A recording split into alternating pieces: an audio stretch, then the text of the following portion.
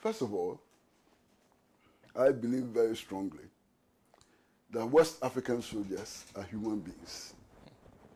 They are sensible. They know their interests and the interests of their countries. And that no West African soldier is ready to go and die a foolish death in Niger. And that those leaders who think that our soldiers are so stupid, they can just pack them into trucks and into airplanes to their death, they should look out. Our soldiers are not that foolish. They won't go. And there will be consequences for any reckless deployment of soldiers in Niger. You think that the soldiers, when they go to Niger, they are going to dance tango and come back? You are sending them to go and fight, to shoot and to be shot. And which soldier is going to go to Niger and shoot and be shot just because some God-forsaken head of state has been overthrown? They shouldn't make that mistake. They should never make that mistake, because it ain't going to happen. And if they insist on sending their soldiers to go and die in Niger, there will be consequences. Consequences, some of which we cannot predict, but they definitely will be severe consequences for all of us in West Africa. Look, the security situation in West Africa is very dire. As a result of the destabilization of the Libyan regime, today we have the Azawad Liberation Movement. The Azawad Liberation Movement is seeking to establish the independent Republic of the Azawad. And they are claiming many territories of West African countries for the establishment of the Azawad Republic.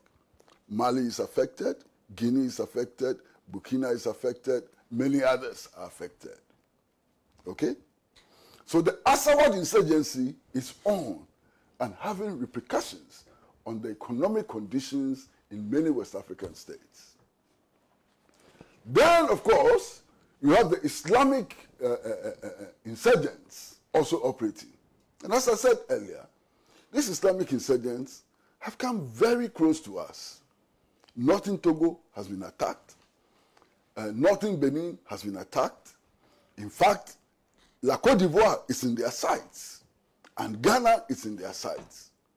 And we are sitting here thinking about attacking Niger. That's what our leaders are thinking about, attacking Niger. Look, if you take Nigeria alone, Nigeria has half the population of West Africa. A lot of people don't know. The whole of West Africa, Nigeria alone, has half the population of West Africa. Nigerian population is estimated between 230 and 240 million people. Ghana is the second most populated country in West Africa with a population of only 31 or 32 million people. You understand? The crisis in Nigeria, as at now, threatens the whole of the sub-region.